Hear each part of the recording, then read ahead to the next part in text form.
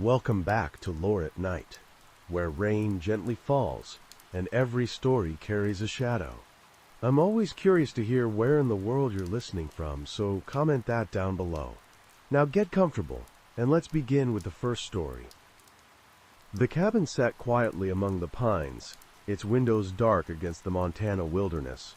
Inside, a man worked alone by lamplight, surrounded by hand tools, scraps of metal, and pages of tightly written notes. He lived without electricity, without running water, and without neighbors close enough to notice the rhythm of his days. From the outside there was nothing remarkable about the place. It looked like a retreat. It looked like solitude. What it concealed was one of the longest and most unsettling criminal investigations in American history. For nearly 2 decades, a series of carefully constructed bombs appeared without warning. They arrived in the mail or waited silently inside packages that seemed ordinary until the moment they were opened. Each device was different, but they shared a signature precision. The components were handmade. The wiring was meticulous. The explosions were not random acts of rage. They were messages. The first blast injured a university professor. The second wounded a graduate student.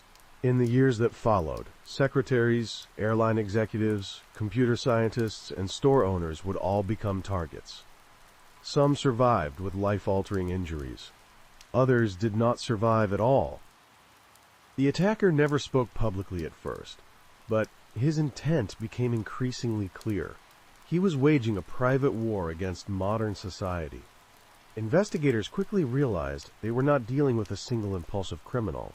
This was someone patient, intelligent, and disciplined. The bombs were constructed from common materials, yet assembled in ways that avoided easy tracing. There were no fingerprints. There were no fibers that led anywhere. Every device was designed to destroy itself as thoroughly as possible, leaving behind only fragments and questions. Meanwhile, fear spread quietly through academic institutions and corporate offices. Packages were handled more carefully.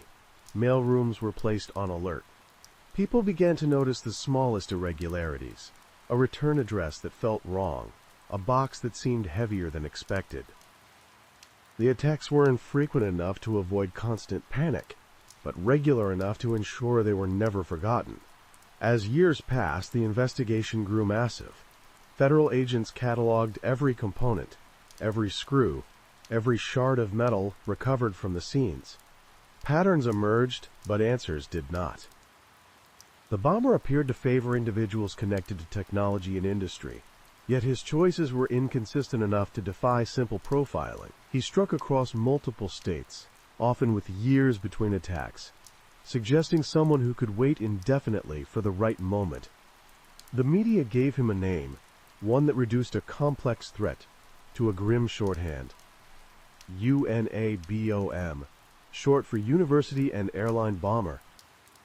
It was never a name he chose, but it followed him everywhere. Behind it was a person who seemed to exist only through destruction, a ghost who left no trail beyond his work.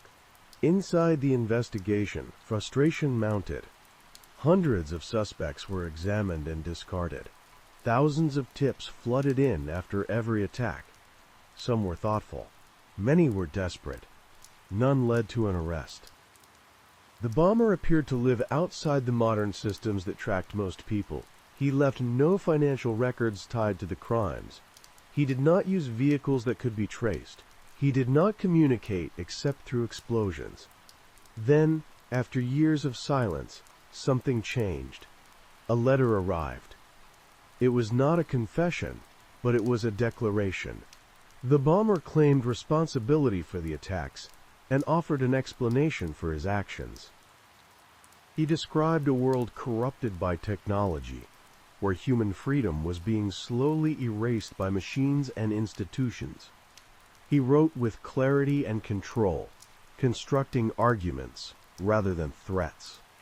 For investigators, the letter was both a breakthrough and a new challenge. For the first time, they were hearing his voice. Soon, more letters followed. Each one revealed more about how he saw the world and himself. He was not hiding his intelligence. He wanted it recognized. He believed his ideas mattered more than his anonymity, and that belief would alter the course of the case. Federal agents now faced a difficult decision. Publishing the bomber's words risked amplifying his message, but it also offered something they had never had before. Language leaves traces. Writing reflects thought patterns, education, and personality. Somewhere, someone might recognize the voice behind the violence. As the investigation entered this new phase, the man in the woods continued his work, unaware of how close the distance between himself and the outside world was about to become. The quiet that had protected him for so long was beginning to fracture, not with an explosion, but with words. And in those words, investigators believed, was the key to finally seeing him clearly. The decision to publish the bomber's writing was not made lightly. Investigators understood the risk of giving a mass attacker exactly what he wanted: attention and validation. Yet the case had stalled for years, and the letters represented the first meaningful lead that did not rely on fragments of metal or burned wiring. Language, unlike explosives, could be traced backward to a mind. When the manifesto appeared in major newspapers, millions of people read it. Some dismissed it as incoherent extremism.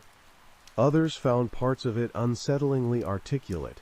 The bomber argued that modern technology was not liberating humanity, but enslaving it. He claimed industrial society stripped individuals of autonomy and replaced purpose with artificial systems of control. The writing was dense, methodical, and emotionally restrained. There was no rambling. There was no obvious mental disorganization. Whoever wrote it was educated and deliberate. Inside the task force, analysts began dissecting the text line by line. Linguists examined sentence structure, vocabulary choices, and recurring phrases.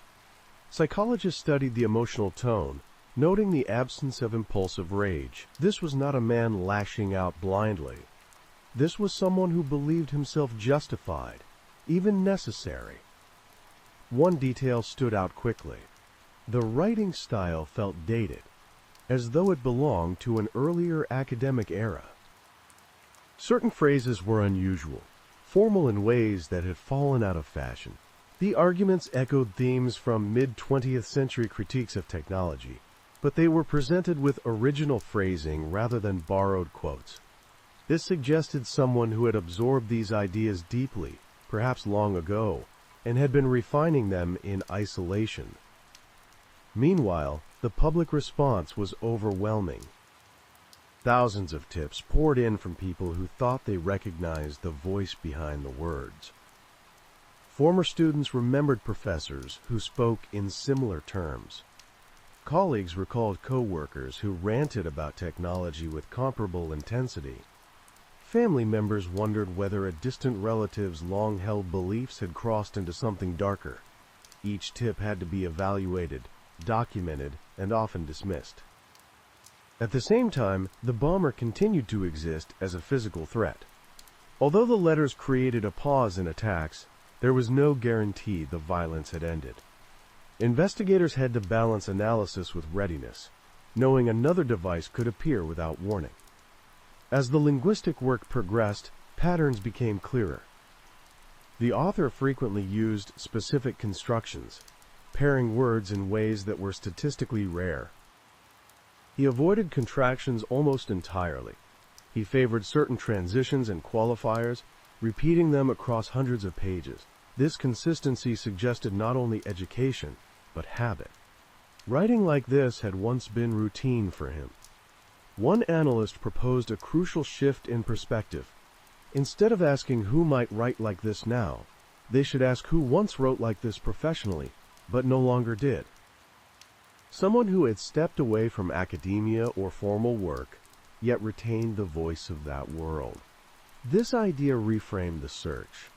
Investigators began looking at former professors, researchers, and graduate students who had vanished from professional circles years earlier.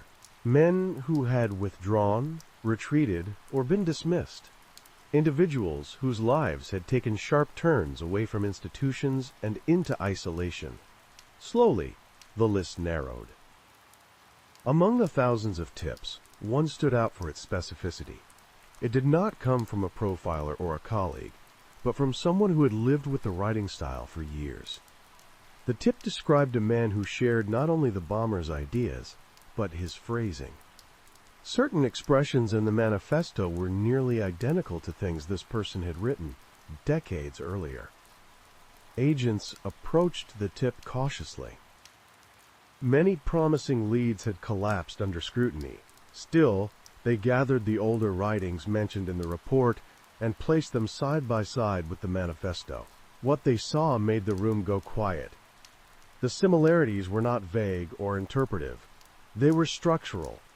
Entire argument patterns mirrored each other. Even small grammatical quirks aligned in ways that were difficult to explain by coincidence.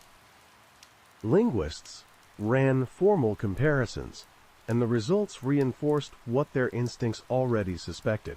For the first time in the investigation, the bomber no longer felt like a faceless idea.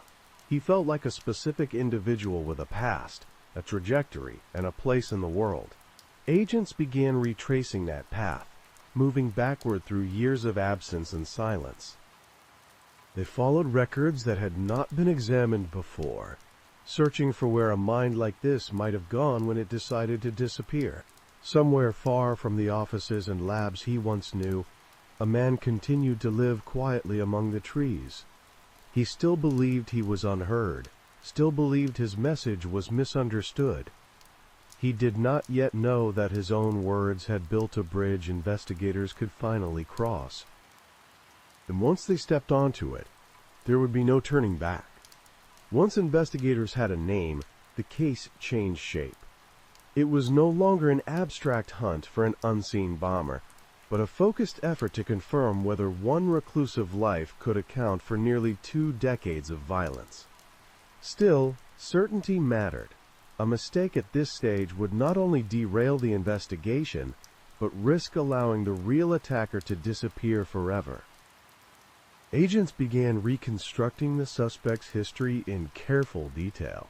Years earlier, he had shown exceptional intellectual promise. He moved easily through elite academic institutions, earning respect for his mathematical brilliance, while remaining socially distant from those around him. Former colleagues described him as intense and private, someone who rejected small talk and seemed uncomfortable with ordinary human interaction. Even then, he was known for rigid beliefs and an uncompromising worldview. At some point, that promising path fractured. He resigned abruptly from his academic position, leaving behind a career many would have considered extraordinary. There was no clear professional explanation, only a growing resentment toward institutions and authority. Afterward, his footprint faded.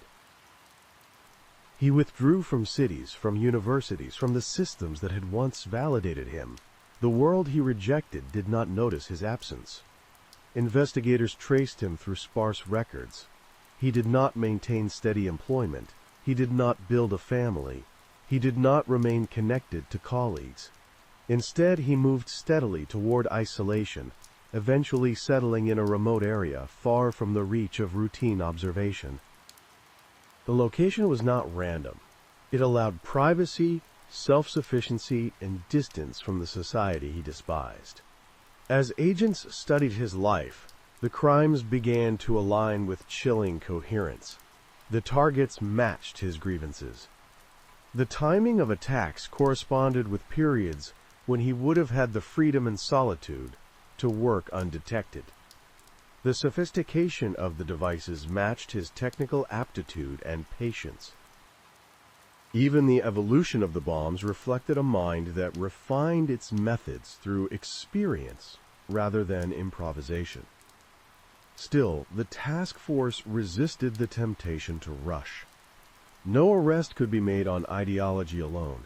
They needed physical confirmation, evidence that tied this man to the devices beyond belief and language. Surveillance began quietly.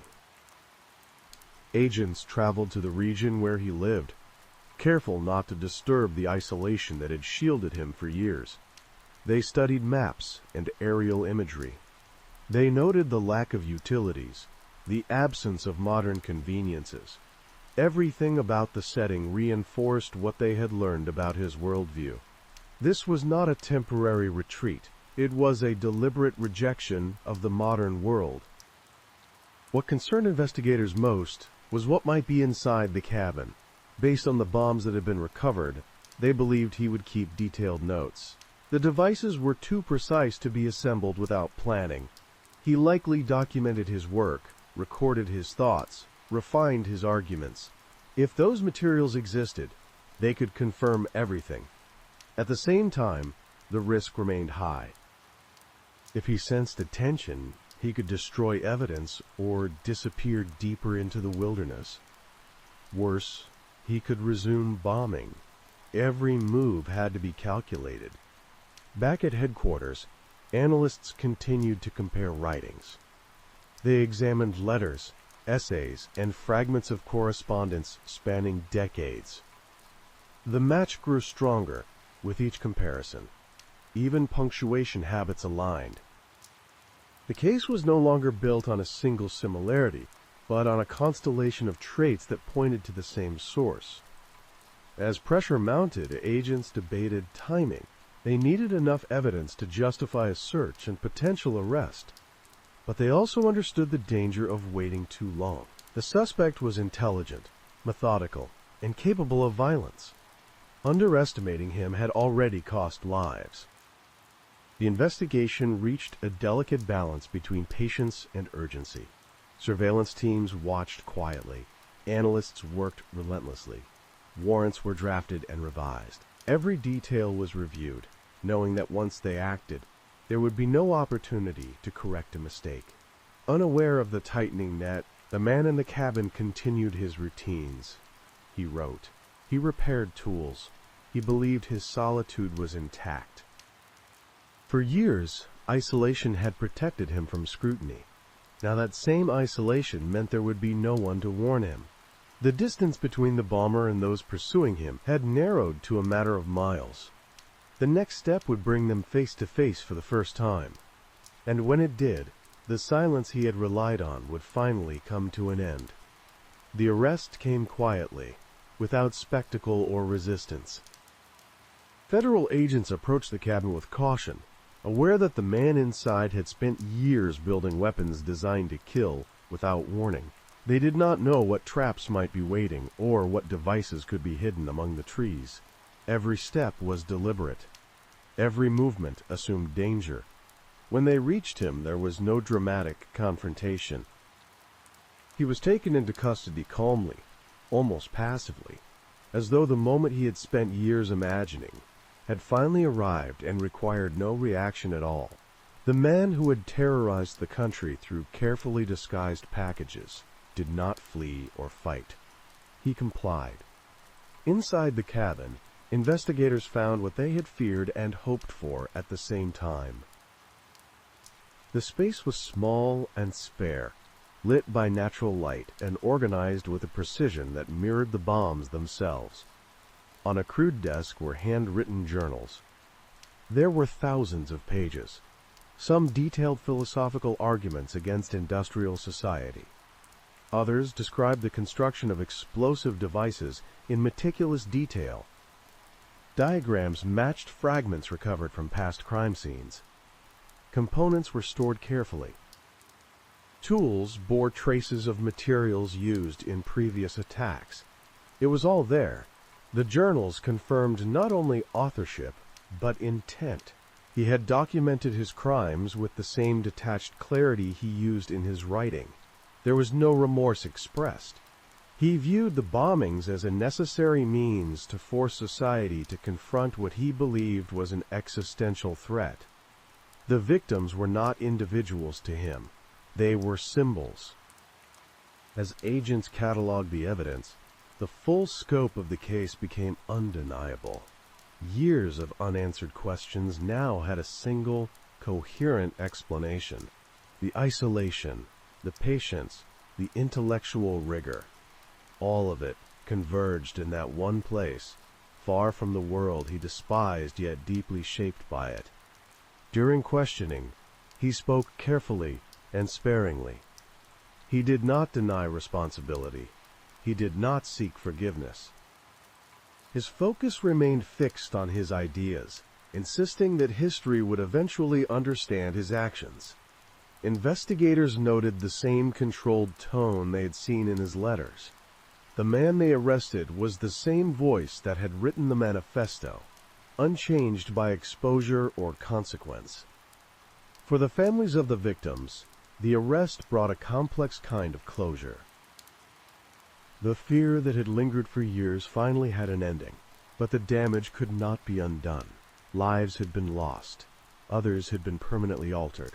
Knowing who was responsible did not erase that pain, but it did end the uncertainty.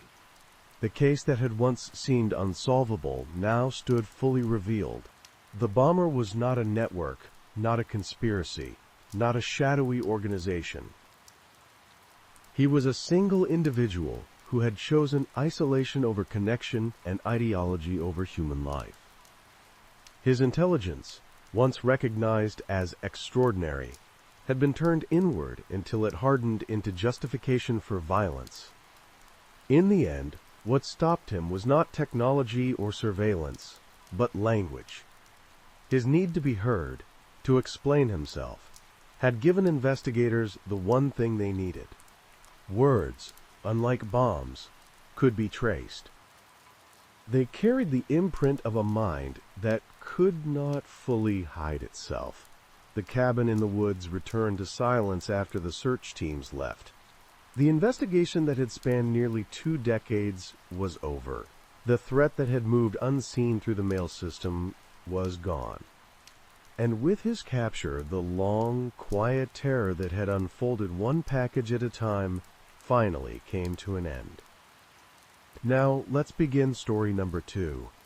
The Colonial Parkway stretches quietly between Jamestown and Yorktown, a narrow ribbon of asphalt framed by trees and water. It was designed to be scenic, not fast. There are no streetlights along long portions of the road, no commercial buildings, and no reason to stop unless you intend to. At night, the darkness closes in early, and the pull-offs along the river feel less like rest areas and more like places where the world briefly ends. On a cold October morning in 1986, a park ranger noticed something unusual near one of those pull-offs. A car sat parked close to the water, positioned neatly, as though its occupants had intended to return. There was nothing dramatic at first glance. No shattered glass. No open doors. No sign of panic. Yet the stillness felt wrong. Inside the vehicle were the bodies of 2 people, a young man and a young woman. They had not died in an accident. They had been killed deliberately, quietly, and with enough care that the scene resisted immediate explanation. The car itself appeared staged, arranged in a way that suggested intention rather than chaos. Local authorities responded quickly, but even in those early hours, confusion set in. The victims were identified as a couple who had gone out together and never come home. There was no obvious motive. Nothing appeared stolen. The location offered isolation, but not secrecy. Anyone could have driven past at any moment. Investigators searched the area meticulously. They documented tire impressions, photographed the shoreline, and examined the car inch by inch. The absence of clear forensic evidence immediately became a problem. There were no witnesses who had seen anything useful. No one had heard screams. No one had reported a struggle. Whatever had happened, it had occurred without drawing attention. The case was disturbing, but at first it stood alone. Couples had been attacked before. Lovers, lane crimes were not unheard of. Detectives treated it as a single homicide investigation, tragic but contained. They could not yet know that this scene would become the first point on a map that would haunt Virginia law enforcement for decades. Less than a year later, another couple vanished. This time, their disappearance unfolded differently. Friends noticed they had missed plans. Family members waited for calls that never came. When their car was eventually found, it was parked along the Colonial Parkway, not far from where the first couple had been discovered. The vehicle was locked. Inside, there was no sign of a struggle. The couple themselves were gone. Search teams scoured the surrounding woods and waterways. Days passed, then weeks. Eventually, their bodies were located miles away, in a remote area far removed from where the car had been left. The distance between the crime scene and the recovery site deepened the mystery. Whoever was responsible had access to transportation, time, and enough confidence to move bodies without being seen. Investigators began to speak quietly about similarities. Both cases involved couples. Both occurred near the same roadway. Both showed signs of planning rather than impulsive violence. Yet the methods were not identical, and that inconsistency made it harder to argue for a single offender. Law enforcement hesitated to connect the cases publicly, wary of inflaming fear without certainty. As months turned into years, the pattern continued. Another couple was found dead. Another car was discovered abandoned along or near the parkway. Each scene presented new variables, but the underlying structure remained eerily consistent. Two people together, a secluded location, no witnesses, no clear forensic trail. The parkway itself became part of the investigation. Detectives walked its length repeatedly, studying sightlines, pull-offs, and escape routes.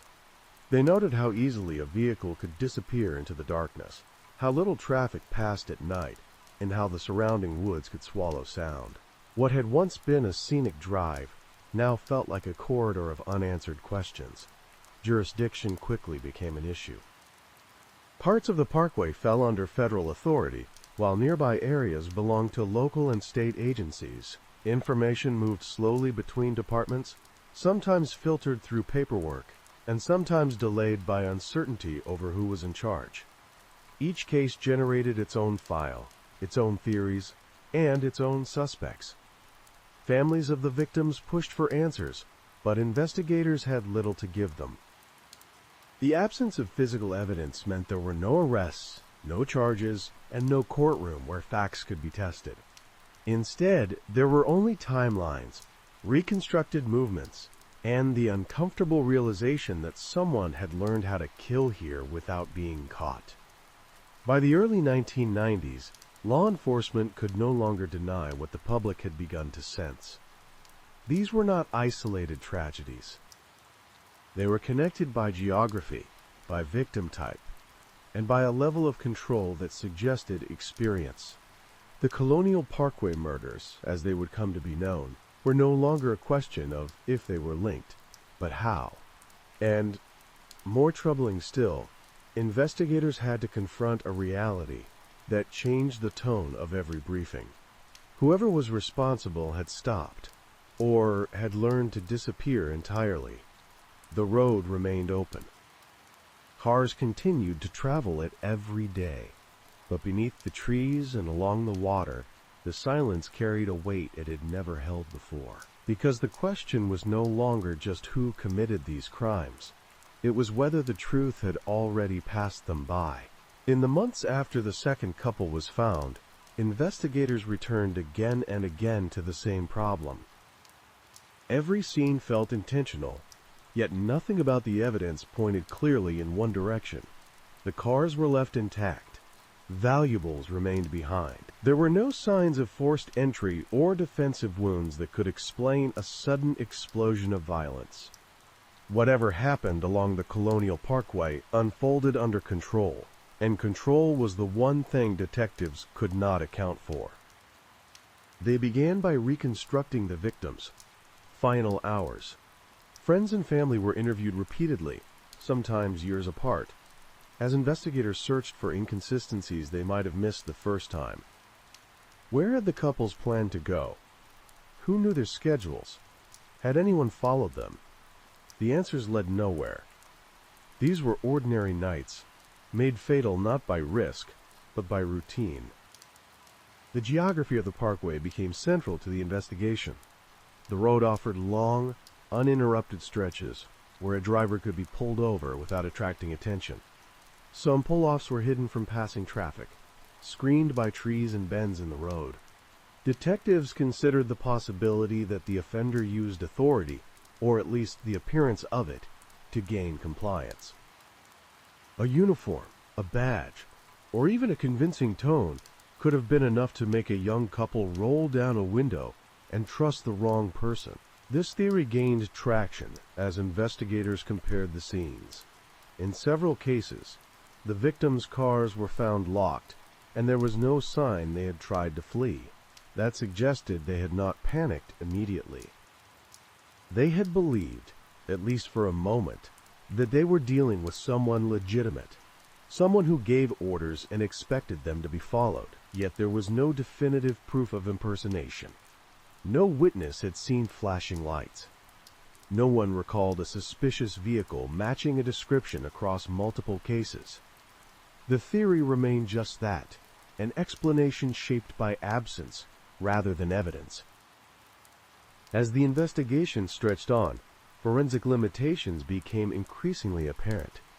DNA technology was still in its infancy, and much of what had been collected years earlier could not yet be tested with precision. Items that might have spoken loudly in a modern lab sat silent, preserved, but unhelpful.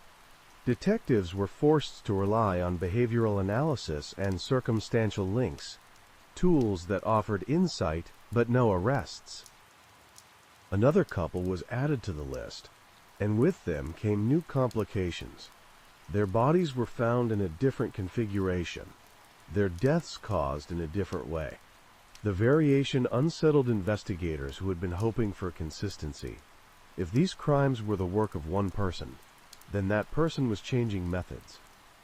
If they were the work of more than one offender, then the parkway was something even worse. It was a place where predators knew they could operate unseen. The task force expanded. Federal agents joined state and local detectives. Case files were reorganized, then reorganized again. Timelines were overlaid. Maps were marked and remarked. Still, nothing aligned cleanly enough to move forward. Suspects came and went. Some were tipped in by acquaintances. Others surfaced through unrelated arrests.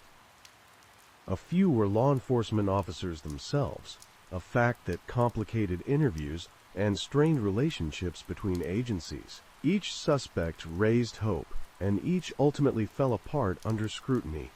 Alibis checked out. Evidence failed to connect. The cases returned to their shelves. For the families, time moved differently. Years passed, but the moment of loss never receded.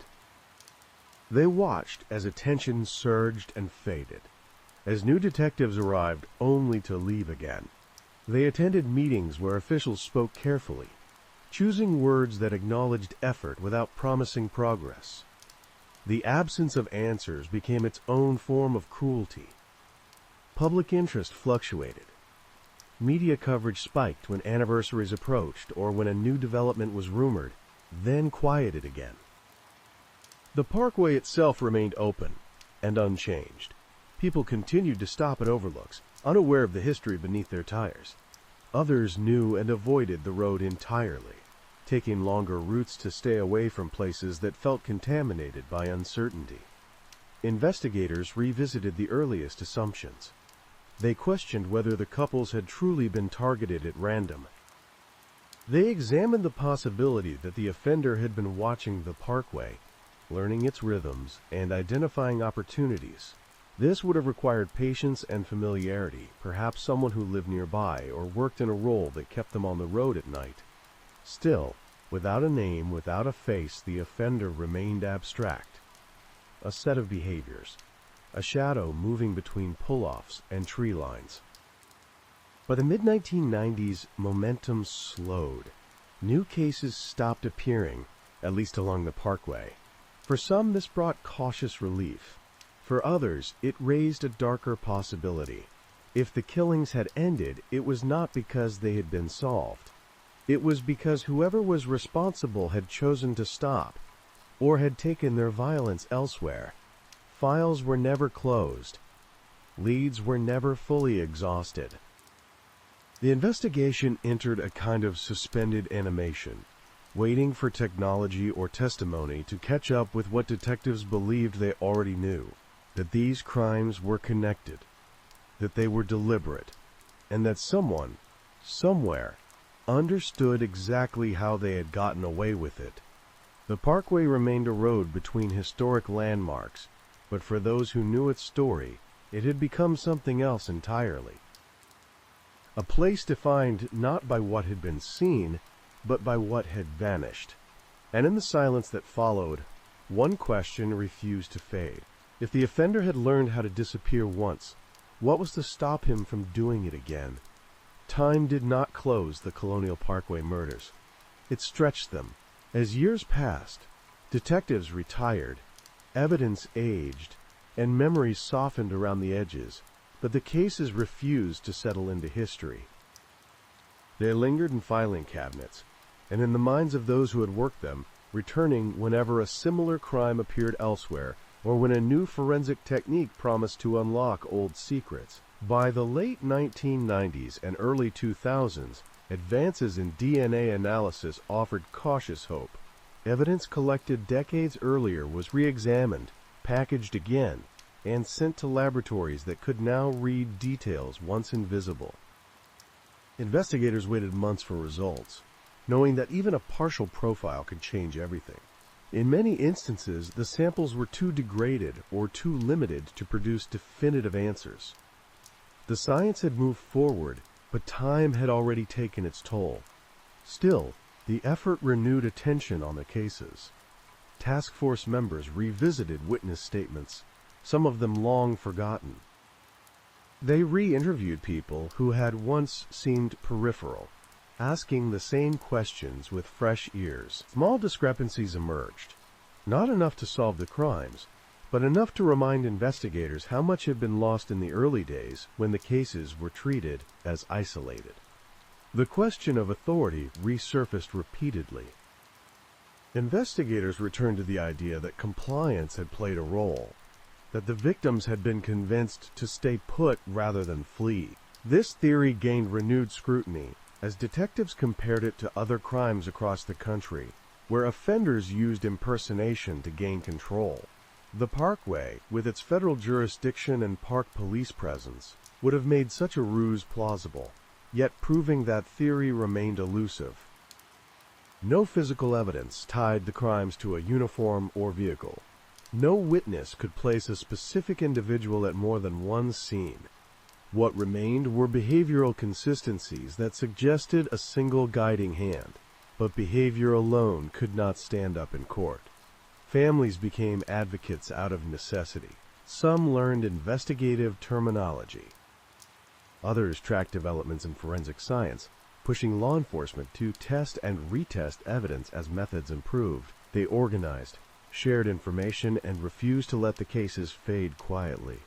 Their persistence kept pressure on agencies to keep the files active. Media attention returned in waves. Documentaries and long-form articles reframed the story for new audiences, emphasizing not just the violence, but the unanswered questions. With each resurgence, tips poured in. Most were well-intentioned, but vague. A strange man remembered from decades earlier. A coworker who had once made an unsettling comment. A vehicle seen near the parkway that could no longer be described with certainty. Investigators followed what they could, knowing the odds. The passage of time had thinned the pool of viable leads. Some potential witnesses had died. Others could no longer recall details clearly enough to be useful. Even suspects from earlier years were harder to evaluate as records disappeared and alibis became impossible to verify. Despite this, one development shifted the tone of the investigation. A particular individual, previously known to law enforcement for unrelated reasons, began to draw renewed attention. His background, movements, and access to the parkway placed him uncomfortably close to the crimes. He had lived and worked in areas connected to the victims. He had familiarity with law enforcement procedures and patrol patterns. Investigators approached carefully. They reviewed his history, compared timelines, and examined whether he could be placed near multiple crime scenes. The connections were circumstantial, but they were stronger than anything the case had seen in years. For the first time in a long while, there was a name that did not immediately fall apart under scrutiny. Still, the evidence was not enough to move publicly. Detectives knew the cost of premature disclosure. Naming a suspect without charges could destroy lives and compromise the investigation entirely. They continued quietly, building what they could, waiting for something definitive. As the years moved on, the sense of urgency shifted. It was no longer driven by fear of another attack, but by the knowledge that opportunities were slipping away. Every year reduced the chance of testimony. Every lost piece of evidence narrowed the path to truth. The parkway itself aged alongside the case. Trees grew thicker. Pull-offs were resurfaced. The landscape changed in subtle ways that erased the physical memory of the crimes. Only maps and photographs preserved how it had once looked when the offender moved through it. By the time the investigation reached its third decade, the question was no longer whether the crimes could be solved easily, it was whether they could be solved at all. Yet detectives continued, driven by a responsibility that did not expire. They believed that the person responsible had not vanished into myth. He had lived a life like anyone else, aging alongside the case, carrying knowledge that no one else possessed. And somewhere within the evidence, however fragmented, investigators believed the truth still existed. They just had to find a way to hear it speak. The Colonial Parkway murders did not end with an arrest. They ended with a narrowing. By the time investigators entered the modern era of the case, they no longer believed they were searching blindly.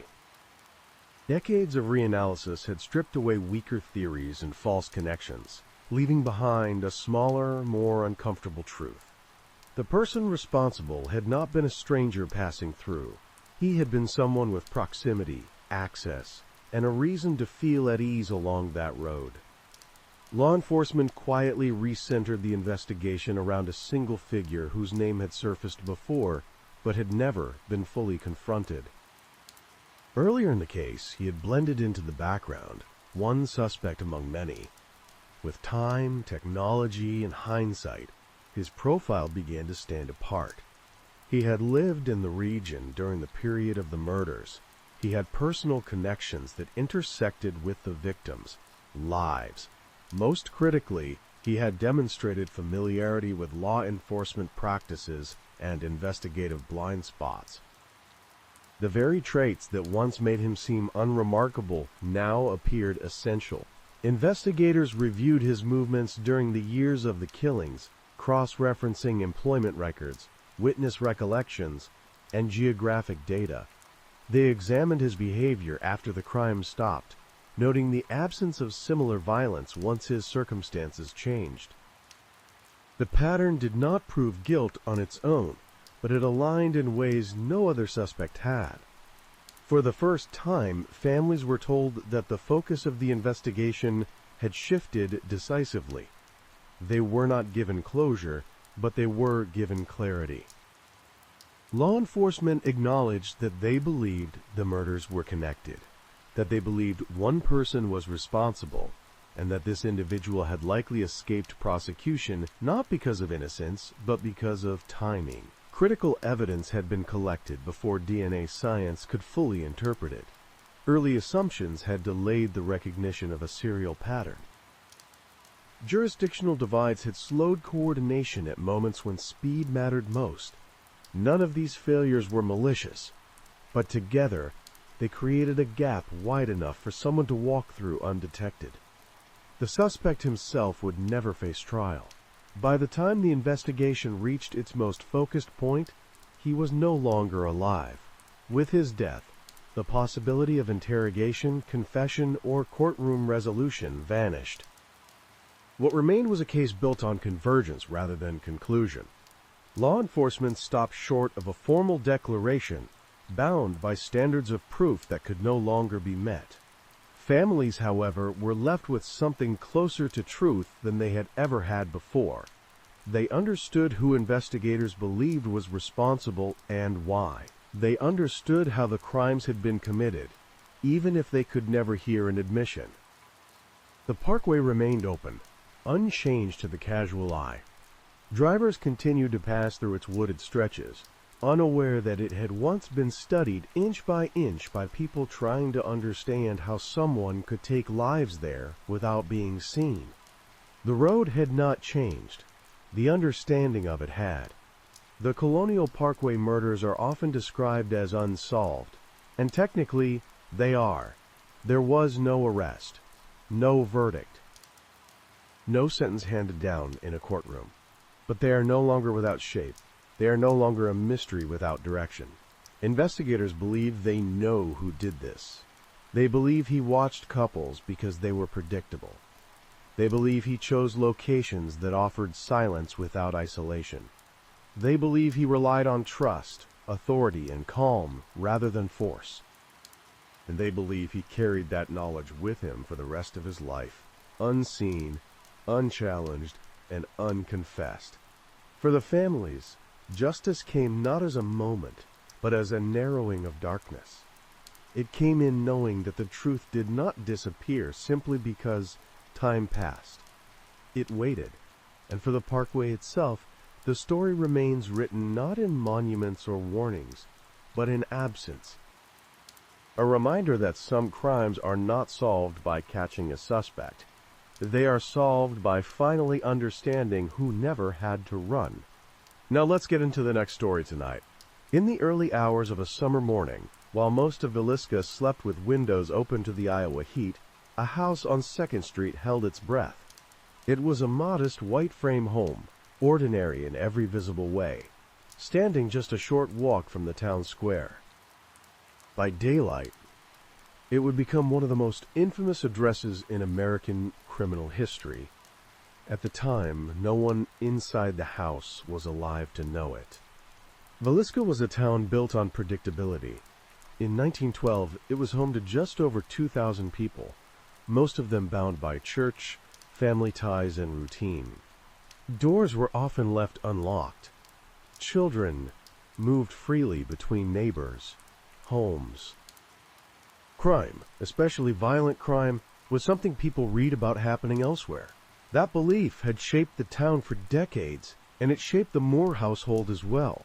Josiah Moore was a respected businessman who worked for the John Deere Implement Company.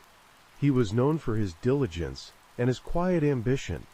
His wife, Sarah, was equally well regarded. Friends described her as devoted to her children and active in the Presbyterian Church. Together, they were raising 4 children. Herman was 11 years old, Catherine was 10, Boyd was 7, and Paul was 5. Their lives followed the rhythms of school, church services, and family routines that rarely changed. On the evening of Sunday, June 9th, the Moores attended a children's program at the Presbyterian Church. It was a small event, the kind Villisca hosted often, filled with recitations and songs. That night, Catherine and Boyd took part, and afterward the family lingered briefly to speak with friends. Before returning home, they invited 2 guests to join them. Lena and Ina Stillinger, sisters aged 12 and 8, were close friends of Catherine and had received permission to stay the night. The Moore family and the Stillinger girls walked home together through streets softened by dusk. Nothing about the evening stood out as unusual. There were no arguments, no visible tensions, no sense of danger. By all accounts, they arrived home, prepared for bed, and settled in for the night, as they had done countless times before. Sometime after midnight, someone entered the house. What happened next was swift, deliberate, and devastating. One by one, 8 people were killed with an axe that belonged to the Moore household. The weapon was used with enough force to cause catastrophic injuries, yet there was no evidence of a struggle that alerted neighbors. Each victim was attacked while in bed. Afterward, the killer covered their faces with clothing or bedding. In several rooms, mirrors and windows were obscured with fabric, as if someone had taken time to block reflections or light. When the house fell silent again, the town of Villisca continued sleeping, unaware that nearly an entire family had been wiped out within its borders. The discovery came later that morning, after Josiah Moore failed to appear at work. This absence was immediately noticed, as it was out of character. Concern grew when neighbors attempted to make contact and received no response. By mid-morning, a small group gathered outside the Moore home. What they found when they entered would shatter any illusion of safety the town had held. Inside, the scene was almost impossible to comprehend. The parents were found in their bedroom. The children were discovered in an upstairs room. Lena and Ina Stillinger were located in a downstairs guest room where they had been sleeping together. Blood stained the beds, the walls, and the floors.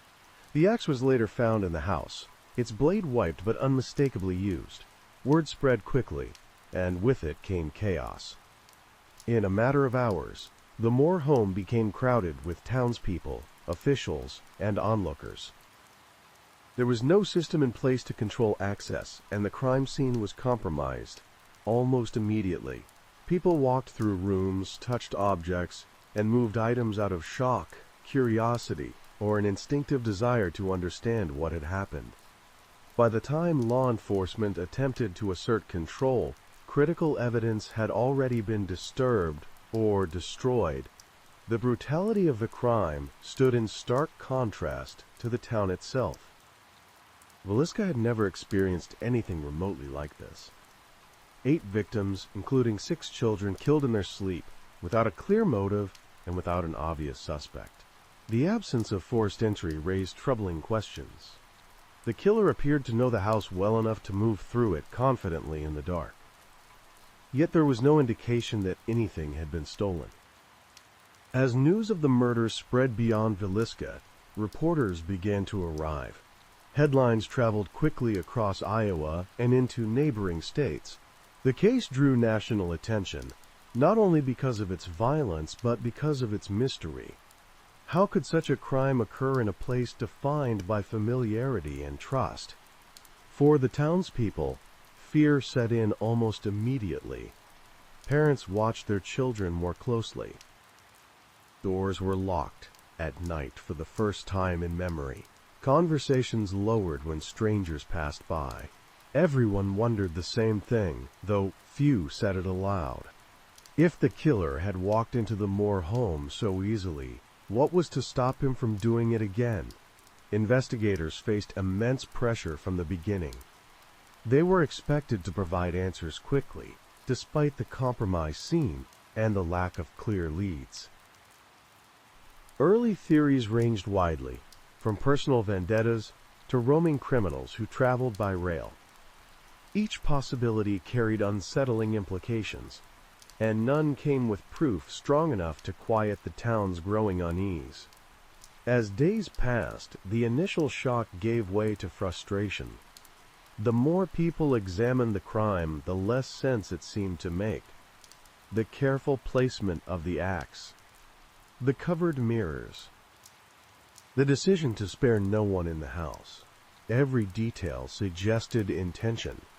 Yet no explanation emerged that could fully account for what had happened.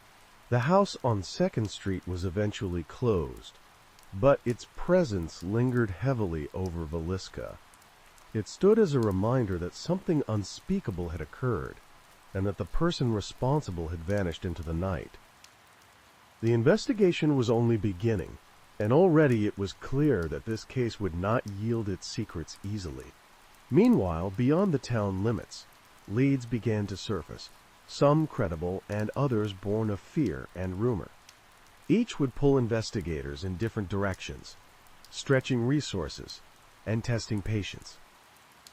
As Villisca waited for answers, the search for the truth moved forward, uneven and uncertain, toward suspects who would leave as many questions as they answered. In the days following the murders, Villisca became a town suspended between grief and fear. Funerals were held under heavy silence, with 8 coffins lined side by side, an image that would remain burned into the memory of everyone who attended. Yet even as the town mourned, pressure mounted on authorities to explain how such violence had entered so quietly and left without a trace. From the beginning, the investigation was compromised. The Moore house had been flooded with visitors before it was properly secured, and investigators quickly realized that footprints, fingerprints, and the positions of objects had been irreversibly altered. Bloodstains were trampled. Doors were opened and closed repeatedly. Items were handled without documentation. What remained was a scene stripped of the clarity investigators depended on, leaving them to reconstruct events from fragments. Despite these obstacles, certain details stood out. The axe used in the murders had been taken from the Moore property, likely from a shed or nearby location. This suggested either familiarity with the household or a willingness to linger on the property long enough to locate a weapon. There was no sign of forced entry, reinforcing the idea that the killer had either been let in or had entered while the family slept without resistance. Investigators also noted the peculiar care taken after the murders. The killer had covered the victims' faces with clothing and linens. In several rooms, mirrors were obscured, and a piece of clothing had been placed over a window. These actions appeared deliberate and time-consuming, which raised unsettling questions. The person responsible had not fled immediately. Instead, they had moved through the house calmly, performing acts that served no practical purpose but hinted at a disturbed or ritualistic mindset. As word of these details spread, speculation followed. Some believed the crime was personal, pointing to Josiah Moore's business dealings as a possible source of conflict. Others feared a transient killer, someone who rode the rail lines and targeted sleeping families. This theory gained traction as reports emerged of similar axe attacks in other states, though no definitive connection could be established at the time. Local authorities were quickly overwhelmed. Villisca's law enforcement resources were limited, and the scale of the crime exceeded anything they had ever faced. Assistance was requested from neighboring jurisdictions, and eventually from state-level investigators. Even with reinforcements, the lack of preserved evidence made progress slow and uncertain. Early suspects emerged almost immediately, driven as much by fear as by facts. Anyone who behaved oddly, held grudges, or lived on the margins of town found themselves under scrutiny. Rumors spread faster than verified information, and reputations were damaged overnight. Yet each lead, once examined closely, seemed to collapse under its own weight. Attention soon turned toward a man who had been in Villisca around the time of the murders.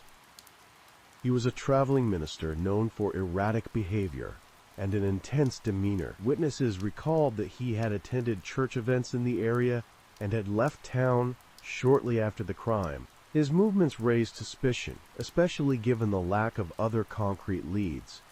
Investigators tracked him across state lines, gathering statements from people who had encountered him before and after the murders. Some described him as unstable. Others recalled troubling remarks he had made about religious visions and sin. While none of this constituted proof, it was enough to keep him firmly in investigators' sights as the search for answers continued. At the same time, officials explored the possibility that the murders were connected to labor disputes involving Josiah Moore's work. His position with a major agricultural company placed him in contact with dissatisfied customers and competitors. Investigators examined business records and interviewed associates, hoping to uncover a motive rooted in resentment or revenge. These efforts yielded little, but they underscored how desperate the search had become. As weeks passed, the initial shock faded, replaced by frustration and doubt. The lack of arrests eroded public confidence, and criticism of law enforcement grew louder. Newspapers questioned whether crucial mistakes made in the first hours after the discovery had doomed the case from the start. In Villisca, people began to accept a grim possibility. The killer might never be found. Yet the investigation did not stop. Instead, it stretched outward, following faint threads that led far beyond the town's borders. Reports of axe murders in other communities were re-examined. Witness statements were revisited. Investigators attempted to reconstruct timelines using memories that were already fading. Through it all, the house on 2nd Street remained empty, a silent witness to unanswered questions. Its windows stared out at a town forever changed, while inside, the echoes of violence seemed impossible to erase. The longer the case went unsolved, the more the house itself became a symbol of failure, fear, and unresolved terror. By the end of the first year, investigators were divided. Some believed the killer had been an outsider who slipped away unnoticed. Others were convinced the answer lay closer to home, hidden among familiar faces. The truth, whatever it was, remained just out of reach, buried beneath missteps, lost evidence, and a growing sense of inevitability. But as the trail grew colder in Villisca, it was heating up elsewhere. New testimony, years later, would breathe life back into the case and force investigators to confront a suspect whose connection to the murders was far more disturbing than anyone had initially imagined. As time passed, the Villisca murders refused to settle into history. While other crimes slowly lost urgency, this one lingered, resurfacing whenever new information emerged or a familiar name was spoken again. The passage of years did not bring clarity. Instead, it reshaped the investigation, narrowing its focus while deepening its unease. By the middle of the decade, law enforcement had largely exhausted its early leads.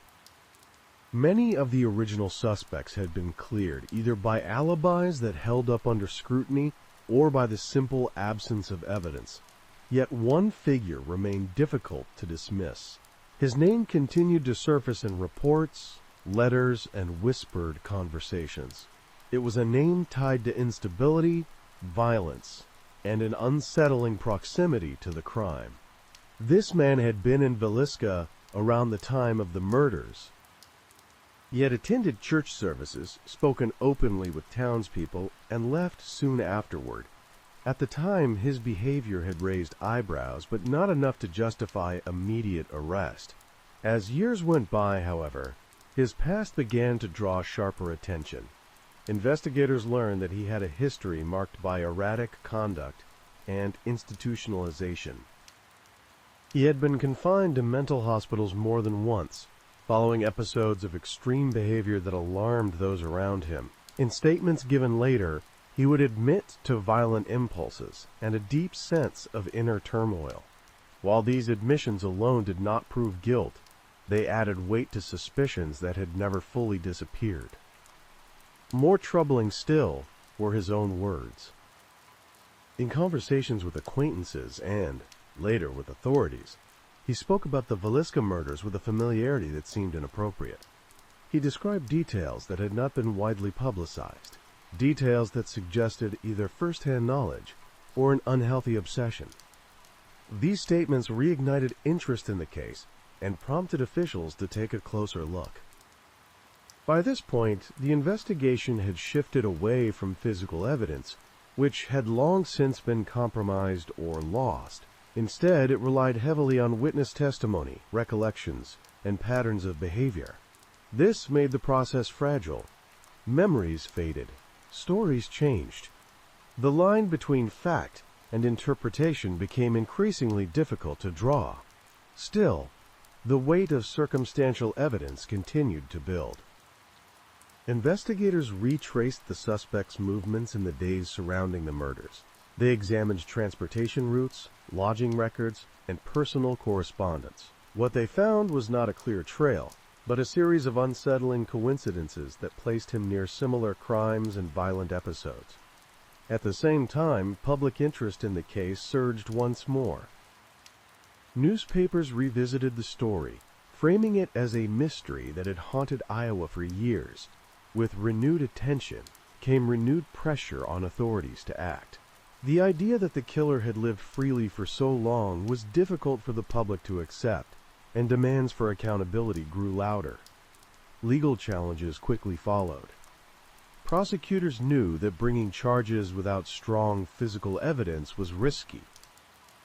The defense would almost certainly argue that the case was built on hearsay, unreliable memories, and prejudice against a man with a documented history of mental illness. Every decision had to be weighed carefully, as a failed prosecution could permanently close the door on justice.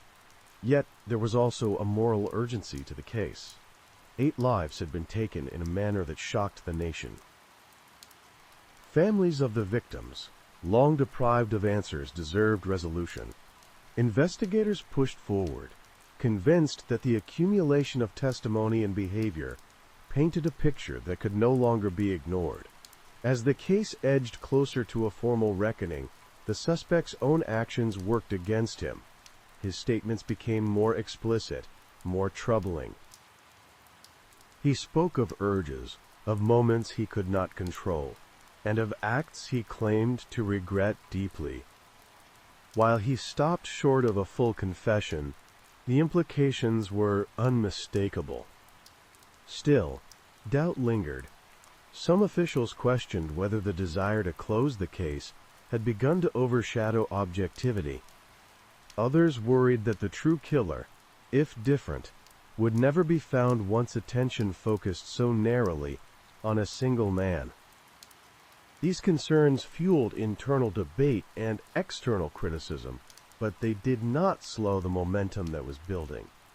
By the time legal proceedings loomed, Villisca was watching once again. The town that had tried to move on found itself pulled back into the gravity of a crime it had never truly escaped. Old wounds reopened, long-held fears resurfaced. The house on 2nd Street, long vacant, seemed to re-enter the public consciousness as a symbol of unfinished business. The investigation, once scattered and uncertain, had become tightly focused. All that remained was a final step. Authorities would have to decide whether the evidence, imperfect as it was, could withstand scrutiny, and whether the man who had haunted the case for years would finally be forced to answer for what had happened in the quiet hours of that June night. The moment of truth was approaching, and with it came the risk of irreversible consequence. The next phase would determine not only the fate of the suspect, but whether the Villisca axe murders would at last find their ending. By the time authorities finally moved forward, more than a decade had passed since the night the Moore family and the Stillinger sisters were killed. The delay had transformed the case. What had once been an urgent manhunt had become a fragile effort to impose order on years of suspicion, rumor, and unresolved fear. Yet investigators believed they had reached the only conclusion left to pursue. The man they focused on was Frank Fernando Jones. Jones was a former state senator and a prominent businessman in southwestern Iowa. He had once been Josiah Moore's employer before Moore left to work for a competing company. That separation had been strained, marked by resentment and financial conflict. Over time, investigators came to believe that Jones harbored a deep and enduring grudge against Moore, one rooted in betrayal and humiliation. What made Jones particularly compelling as a suspect was not just motive, but proximity and behavior. On the night of the murders, Jones had been traveling through the region. Witnesses later placed him within reachable distance of Villisca. In the years that followed, several individuals came forward claiming that Jones had made disturbing statements about the murders, statements that suggested knowledge far beyond what an innocent man should possess. One of the most damaging accounts came from an acquaintance who testified that Jones had confessed involvement in the killings while in an agitated state. According to this testimony, Jones described entering the house and carrying out the murders, framing them as an act driven by rage and retribution. Although the confession was not recorded and came years after the crime, it reignited the investigation with renewed intensity. Authorities arrested Jones and charged him with the murders, finally placing a name and a face at the center of the case. For Villisca, the arrest felt momentous. After years of silence and uncertainty, there was at last the promise of answers. The town watched closely as the case moved toward trial, aware that this moment might be the only chance for resolution. The courtroom became the stage for a reckoning decades in the making. Prosecutors laid out a case built on motive, opportunity, and testimony. They argued that Jones had both the means and the psychological capacity to commit the crime. They emphasized his bitterness toward Josiah Moore and pointed to his alleged confessions as proof that the truth had been buried, not absent. Each witness was presented as another piece of a long-neglected puzzle. The defense, however, focused on the weaknesses that time had carved into the case. They highlighted the absence of physical evidence and reminded the jury that the crime scene had been irreparably contaminated from the start. They questioned the reliability of witnesses who had waited years to speak and suggested that memories had been shaped by rumor and public pressure rather than fact.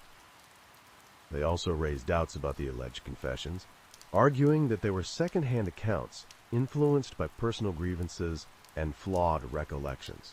Without forensic proof or a contemporaneous admission, the defense maintained that the case rested on inference rather than certainty.